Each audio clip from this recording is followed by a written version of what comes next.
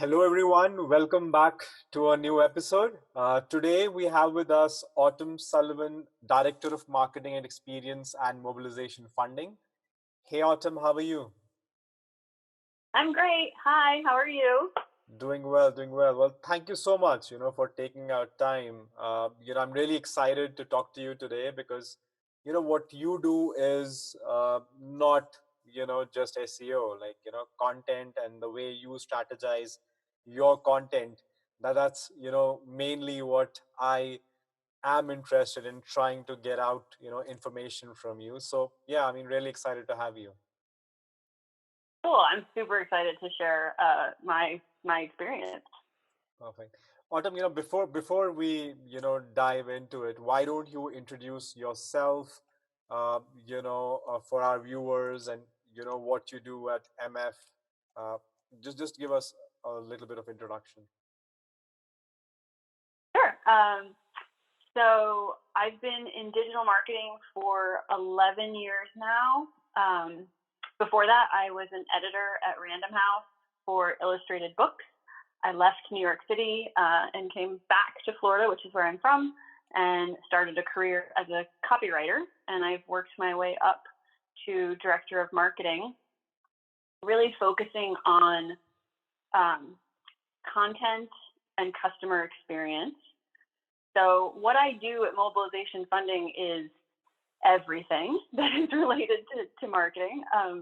Everything from our website strategy, our website content, our SEO, our social media, our email marketing, our sales marketing handoff process, our sales service process, all the customer experience, the webinars, the video strategy, basically everything that touches a customer, I have some part in. And it's wonderful. I love having my hands in all those different pies, and I love seeing how all those different pieces fit together to make a cohesive experience for our customers that really focuses on value for them. You are the perfect mix, like I have been doing SEO for so many years now. And, there are still people who only look at SEO as, writing for the search engine. But, since you are, a content person as well, so, you would understand the importance of actually writing, for the user, just keeping the search engines in mind.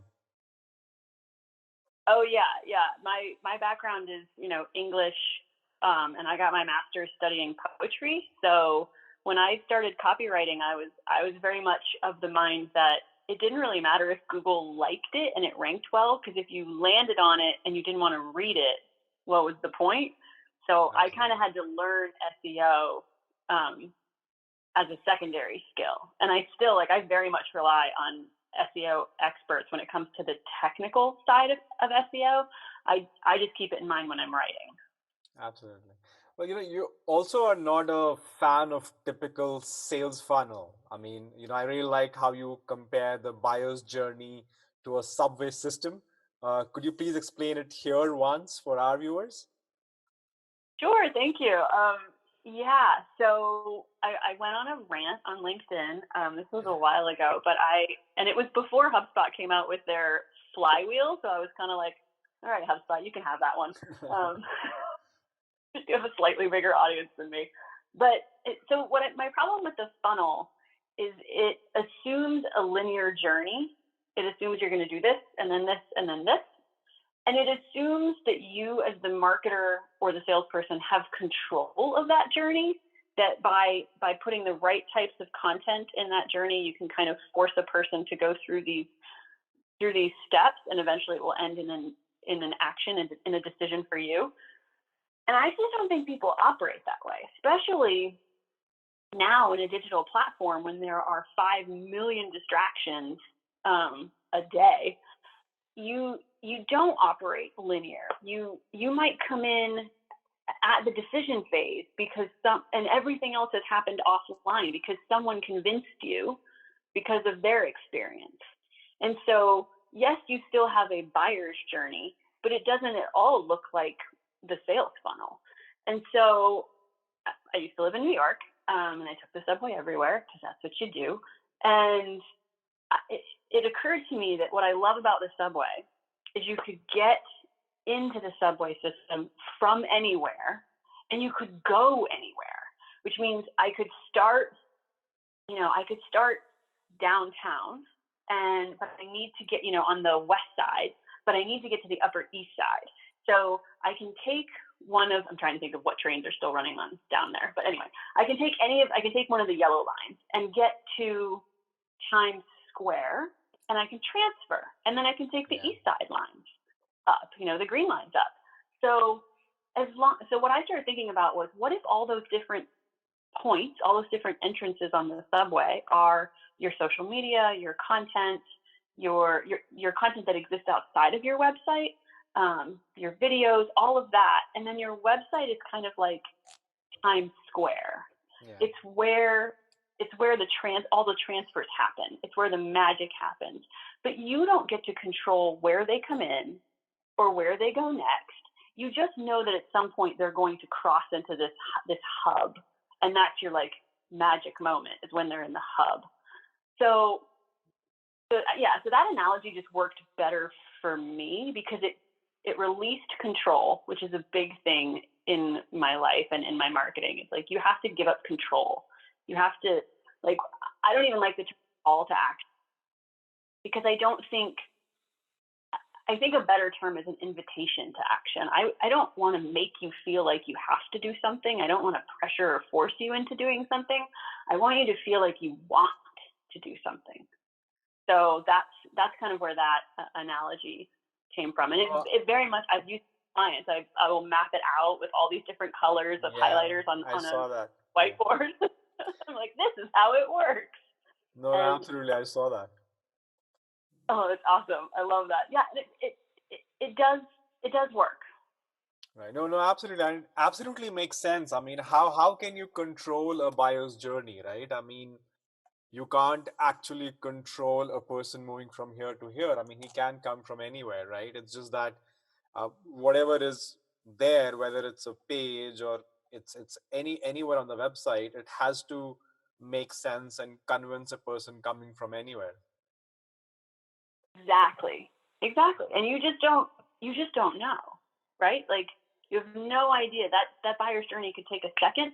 If it's something, if it's an impulse buy, if I'm like, oh, I love that t-shirt on Facebook. Well, my buyer's journey is see it on social media, buy it on social media. This big. But if I'm researching, a new solution for mobilization funding, I'm probably going to ask one of our partners what they're using. Right. And then go to that company's website, and I'm going to book a demo before I look at a white paper. I just want to see what you do. So, and I don't want to have to watch a video because I want to be able to ask questions. So the kind of buyer I am is going to go straight from asking for a referral, looking at your website, and then asking for the demo. I'm not engaging with any of your content yet. I'll do that after. I'll verify after I've talked to you. And I might not, based on the experience you provide for me. If you're like super salesy, I can get you 5 million leads a week on LinkedIn. I'm going to be like, yeah, okay. And then I'm going to bounce because you're giving me false promises and you're pushing too hard. Right. Absolutely. I mean, Autumn, how does a typical content marketing team look like?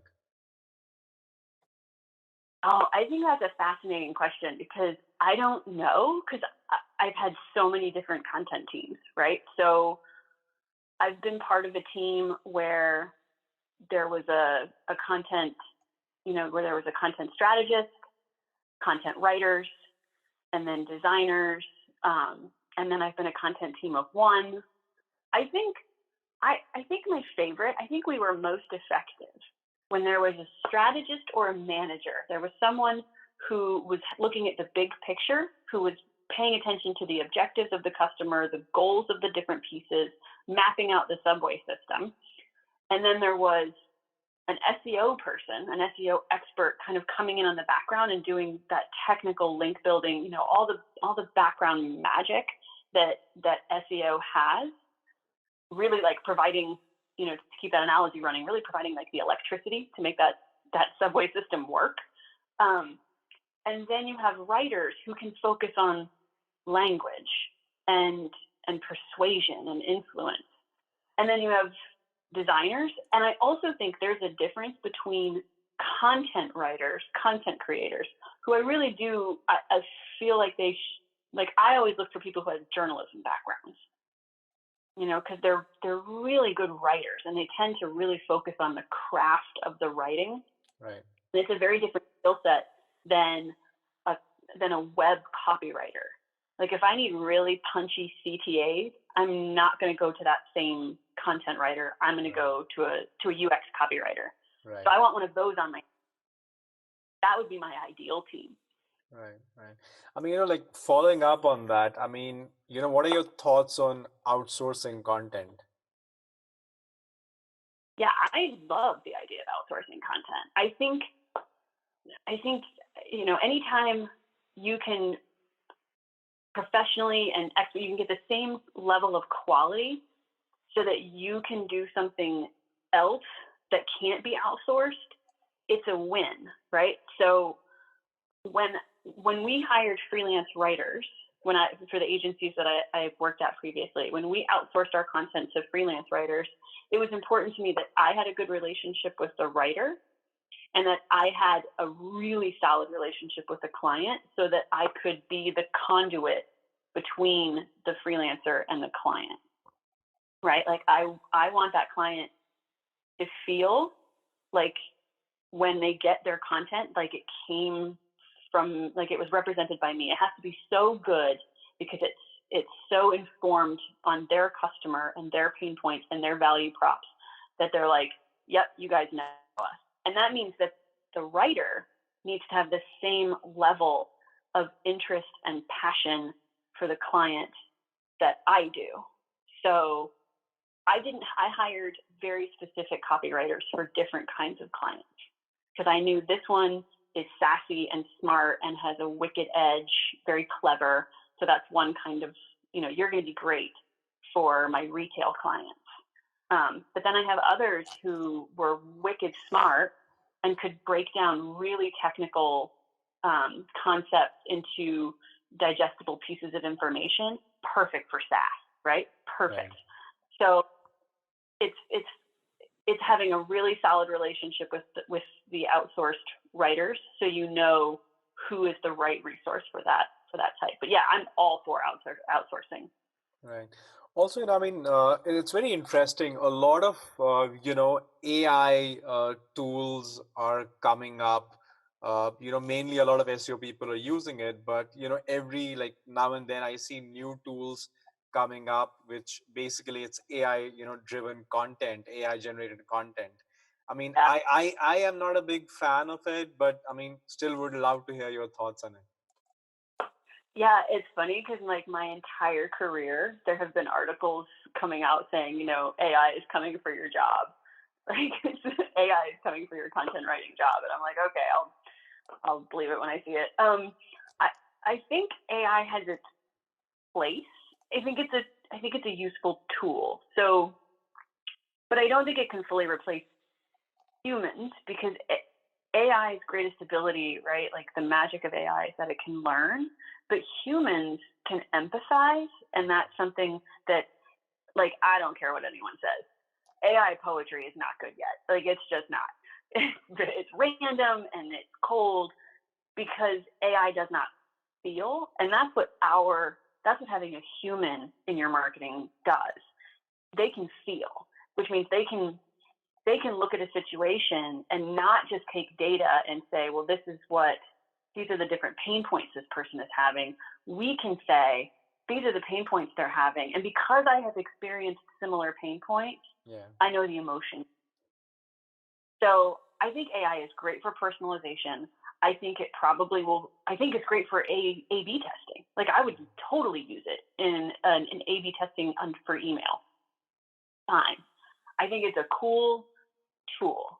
I don't think it's ever going to replace people. No, absolutely. I mean, I mean, it started with chatbots, right? I mean, if I am using a chatbot, like 90% it's because I want to chat with a human, right? Uh, Right. So yeah, I mean, it started there, but yeah, I mean, let's see. I mean, absolutely, you're right. I mean, things like email marketing where you want to A/B test might work, but I mean, can't replace humans at all.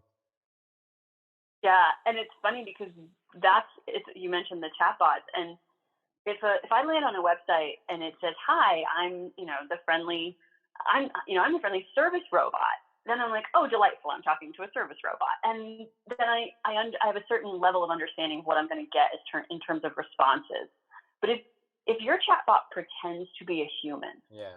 and then that communication breaks down, you've broken my trust. I thought I was talking to a living human, and we're getting close to where you can't tell the difference, but only up to a certain point of communication, and then it becomes too complex and the bot doesn't understand what you're saying anymore. So I think it has a place, but you will find that I'm always in favor of being super transparent. If you are using AI, you should probably tell people you're using AI. Right, right.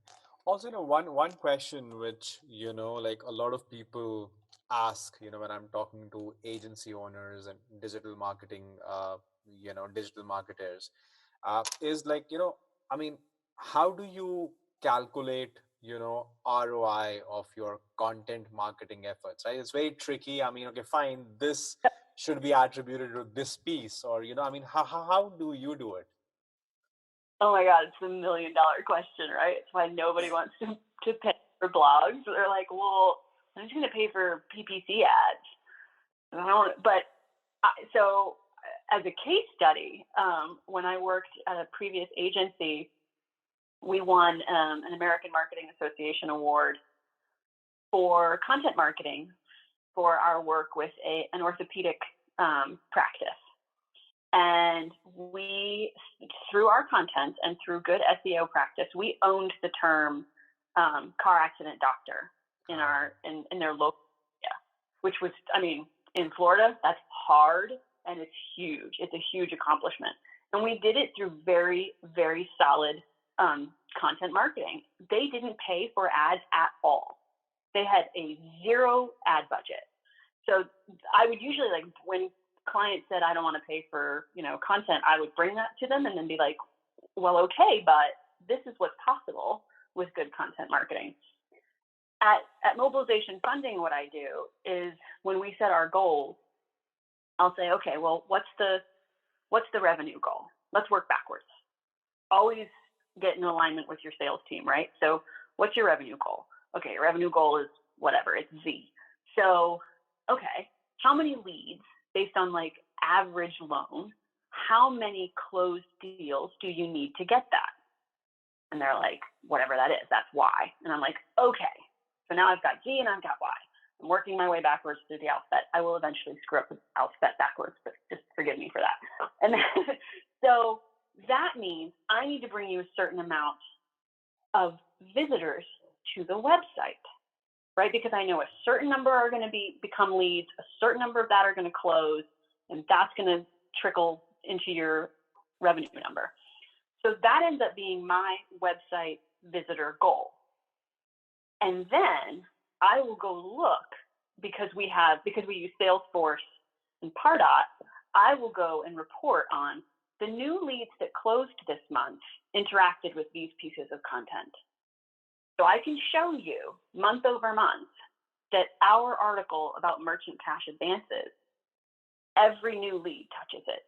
It's like the number one, we have a blog called Margin versus Markup because we work with construction contractors, and it's a very critical issue in their bidding process. Do I put a blanket markup, or do I actually figure out what my overhead is? Do I determine what I actually need to mark this up in order to make a profit on my project? So that's one of our number one blogs. It's been one of our top traffic drivers for like 4 years now. It's crazy. I just keep updating it. So I can go back to my boss. I can go back to the CEO of Mobilization Funding and say, these pieces of content are incredibly valuable because this is how much traffic they drove. Of that traffic, this is how many became leads. This is how many became newsletter subscribers, which aren't leads yet, but they will be, which is the other piece of it. You have to be willing to look at the long view and which is the hardest part of content marketing, right? It takes time to build up a good SEO reputation, right? Like it takes time to rank the right way. It takes time to become known for a keyword. And it takes time, if you're going to do organic inbound marketing, it takes time to build trust enough for someone to click that button. Right. We started doing reputation social selling, or thought leadership on LinkedIn. So Scott, who is the CEO of Mobilization Funding, Scott and I sit down once a month and we talk about, just like life in general, as well as our industry. And we come up with LinkedIn posts for him. And he and I write them together and we schedule them out. And it took almost a year, but LinkedIn now is one of our lead sources. They convert into customers without the traditional sales funnel at all. They're just engaging with a human being who has an interesting perspective on business. And they so enjoy his perspective on business that they say, you know what, I want to learn more about you. Can we get a call? How do you prove the ROI of that? Right. The only way I can do it is to say that person came from LinkedIn. Like that, you have to be able to track that lead source. It's vital, which is why when I work with companies, I'm like, well, what are you using for your CRM? And if it doesn't tie your marketing to your sales, your marketing's always gonna lose that battle. Right. No, I mean, absolutely. Also like driving engagement with an increasing number of channels available, to connect with customers seems like a challenge now. I mean, how do you tackle that? Yeah, so I try and focus on being where my customers expect me to be and being where my customers want to engage with me. So I don't chase every new trend. I don't believe that as a brand you have to have a Facebook, a LinkedIn, a Twitter, an Instagram, a Pinterest, a TikTok, a Snapchat. Like, you need to be where people want to engage with you and where they expect you to be. So, like, and you can do different types of content if you want on different social media platforms, but pay attention to which ones are actually working for you. And just I don't believe in chasing the big trends. I remember when Clubhouse first popped on LinkedIn, and everybody was on Clubhouse, and you don't hear as much about it now. I'm sure it's still a thing, but it's not quite the rage that it was when it first came out. But we talked about, is that a thing that we need to be paying attention to right now for mobilization funding? And I was like, no, this is not a thing that our audience is doing right now. Same with TikTok. Everyone's like, when TikTok, came out, it was like, oh, you need a TikTok strategy. And I was like, we market to construction business owners. We do not need a TikTok strategy. That is not, that's right. Like, that is not where they are. If you sell t-shirts or video games, you need a TikTok strategy. But we didn't. So, other than you should have some social media presence, because literally everyone is on some form of social media, I just don't buy into the idea that you have to be on all of them. Right. I mean, for psychic readings, TikTok is now a very good place to be. Yeah. Right. If you were a dance coach and you were selling like online dance lessons during the pandemic, you should absolutely have a TikTok. Yeah. But but I didn't need one. Right. I mean, Apple announced changes to iOS 14, right, to increase privacy. I mean, how do you see that impacting social media campaigns? Oh, yeah. So I'm probably in the minority on this one, but I am all for it. I think it will make it harder for us, but I think our jobs should be hard. I think that there's I can't remember the exact quote, but I'm pretty sure it was Jay Bear, who is one of my one of my marketing just gurus. I love him. And I think the quote was that the goal for brands on social media is to be accepted rather than to be seen as a pernicious interloper. Like, I never forgot that that's how he describes them, as a pernicious interloper. And it's really true. You have, with all the data that we have, we can kind of force people to pay attention to us. And the algorithms are disturbing to the point where people genuinely no longer trust that you're not listening on their phones, right? I was talking to my mom about, going on a vacation, and the next thing that Facebook, served me an Airbnb ad, and so they must be listening or whatever. And it's like, no, they're not listening. It's just that they have a scary amount of data on us. So maybe they shouldn't. Or maybe you should at least have control over it. Maybe you should at least have the choice to say, no, please don't track me across devices. Right. I actually think it's time that the user gets a little more control back in that situation. So I'm all for it. No, absolutely. I mean, I think I have stopped using, like actively using my social profiles apart from LinkedIn. I mean, since I have been in this industry. So yeah, absolutely. Uh, like talking about content, I mean, we talked a lot about like written content, right? I mean, blogs and, you know, uh, long form content. I mean, I personally also use a lot of gifs in my marketing campaigns. Right. I mean, I kind of, because normally like my, again, it depends on the client I'm working for, but if the brand can have that funny tone in the content and stuff, or a casual approach, then I just love using gifs, and they have worked well for me.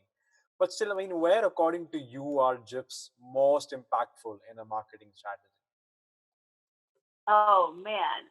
So I can't get through my day without using like at least 5 gifts. Like, I am just an absolute addict for them.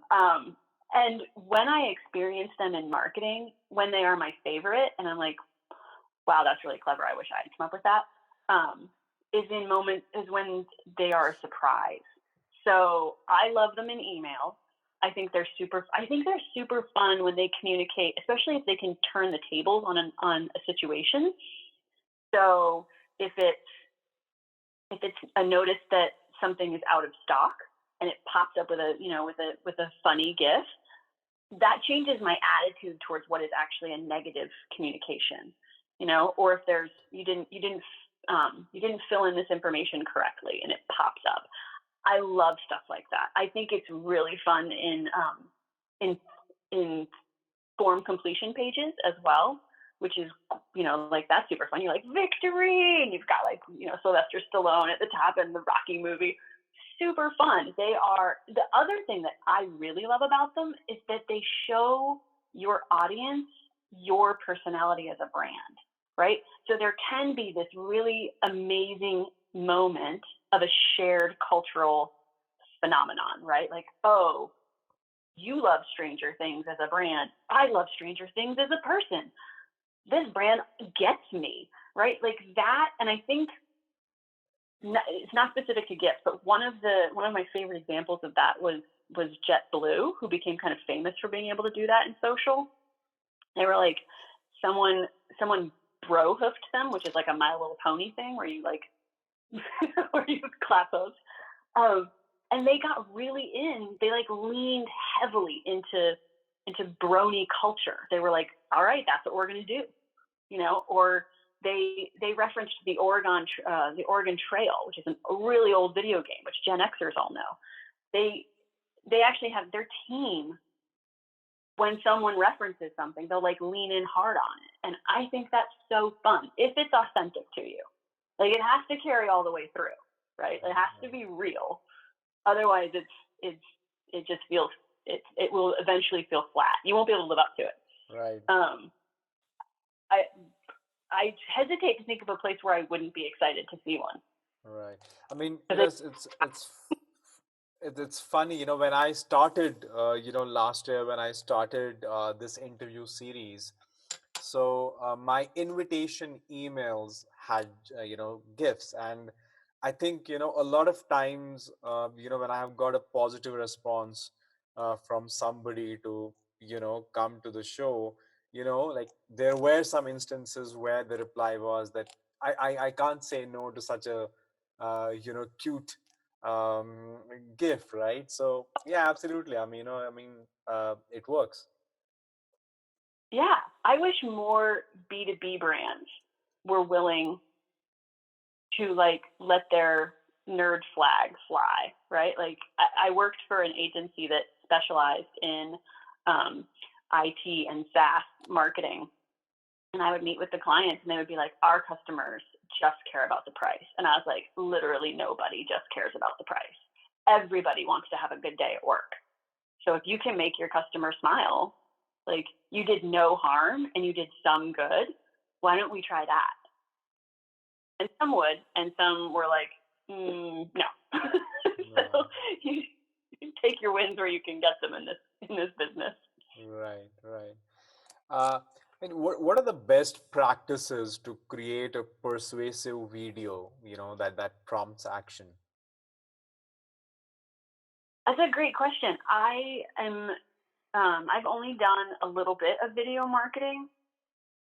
What I have found to be effective is to be sincere. We talk a lot about authenticity in our, um, in our industry, and I feel like the word has almost become devoid of real meaning because we just say it all the time. Like we have to craft an authentic message, and I'm like, well, if it's authentic, shouldn't it just kind of come from your heart? Yep. Didn't it come out? So so I but I that's what it needs to feel like. I wrote a blog years ago for another agency I was working at about viral videos, and the example I used was a wildlife company, and I think it was Ontario. It was a Canadian wildlife company, and they posted a video. It was just a guy with his iPhone, and he's like, "Hey, public service announcement. It's baby bunny season, and before you mow your lawn, just look for little piles of grass because." And he like lifted the pile of grass up, and there's these little sleeping baby bunnies. And he's like, because sometimes there's baby bunnies in your yard, and you don't want to like run them over with a lawnmower. And the video went explosive viral, right? Right. Because who doesn't love baby? But he didn't sit down with a bunch of strategists and say, how do I make a viral video? He said, this is the thing I care about deeply, and I want to show you this. He did another one about finding fawns that are hiding, when you're out running on the trail, which I do all the time, and I see baby fawns curled up in the bushes. And he's like, please don't rescue fawns that you find up next to the trail. They don't need you to rescue them. They are hiding from you. Like their mother has hid them there, leave them there. And so to me, I fell in love with it, and I have used this in my own work, is I just try to tell a really good story from a sincere place. So I don't focus on, can I make you click? I focus on, can I make you cry? Can I make you smile? Can I make you laugh? It's really hard to make people laugh. That's actually like a really hard thing to do. Which is why I have so much respect for stand-up comedians. Because you're standing in front of an audience, it's public speaking, it's absolutely terrifying. And then you're making them break down those walls and laugh together as a group. It's truly magic. So can I elicit an emotion in you? Because even if you don't click, if I've elicited an emotion in you, you will remember me.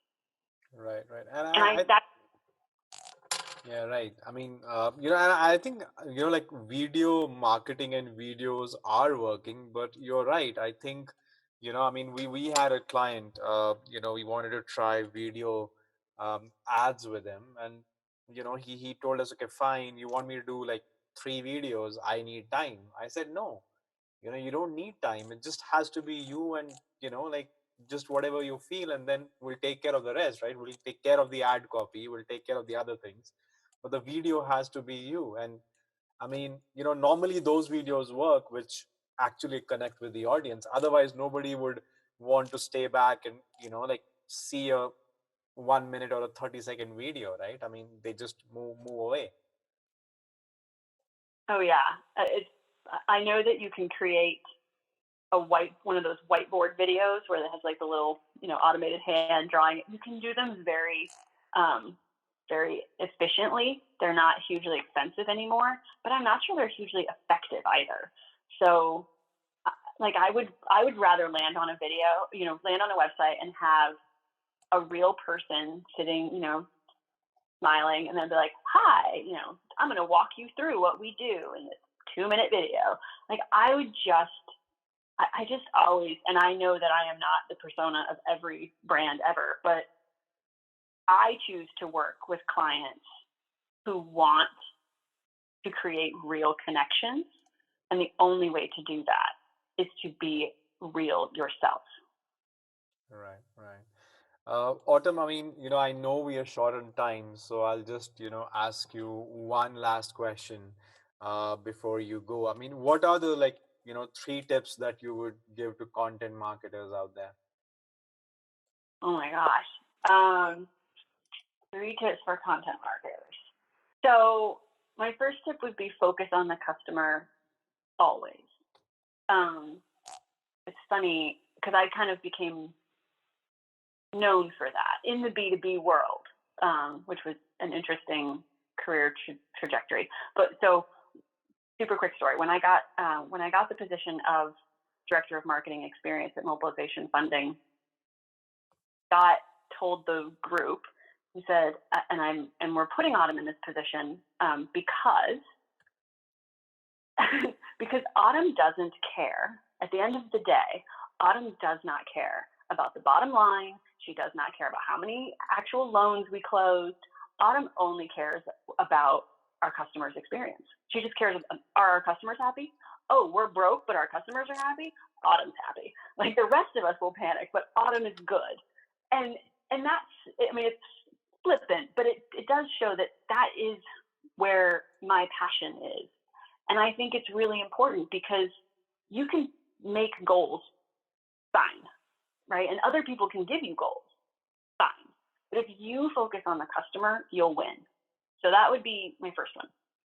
My second one would be read great writing if you want to write great content. If you want to make great video marketing, you should watch great videos, and like all different kinds. Another thing that I always talk to people about on LinkedIn is I bemoan how little fiction adults read in America, particularly business people in America. That we reach a certain age and we're like, well, I'm all done with Fantasyland. I'm only going to read for personal development. It's like, yeah, but everything you learned about the world before that was from fiction. You learned personal development as a child from fiction. And if you stopped learning personal development from fiction, that's on you. That's not on the fiction because it's definitely out there. I mean, all these books behind me are fiction. So that would, and if you're going to make great videos, you should watch great movies and you should see how lighting and soundtrack, like you can, if you take the music out of a horror movie, it's not scary anymore. Yeah. Why? Like, study your craft. That would be the other tip from me. Study your craft. And then I think the last one would just be don't forget to enjoy your job. Because you get to be a creative. And that is a huge blessing. And, how many of us were told that we weren't going to get to be writers for a living, that we should get a real job, or that we wanted to be filmmakers. And they told us that we weren't going to be the next Steven Spielberg, so we should get a real job. But we make our lives making creative things, and we should look at them like creative things. So that, just continue to play, continue to enjoy the wonder of getting to write or make movies or design beautiful things for a living. Well, Autumn, thank you so much. It was lovely having you, and hopefully we'll catch you again, some other time. Thank you so much. I'm so honored. Thank you so much for having me. Thank you. Take care, Autumn. Take care.